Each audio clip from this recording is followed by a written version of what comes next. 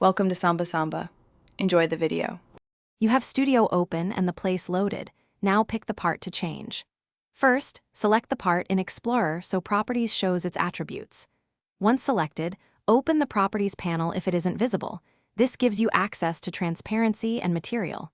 Make sure the part is not grouped inside a model with locked descendants. If you see a union or mesh, note that transparency behaves the same but may need anchored or can collide checked. Start by locating the transparency property. You'll now change the numeric transparency value directly. Click the transparency field and type a number from 0 to 1. 0 is fully opaque, 1 is invisible, and 5 is half transparent. Once done, press Enter to apply. You'll see the part update in the viewport immediately. If you prefer scripting, open the part script or command bar and set part. Transparency equals 5 to automate it. Also make sure the part's material and color suit the visual result for consistent appearance. Finish by testing the part in play mode because lighting and rendering can change appearance. Enter play and inspect the transparency during runtime.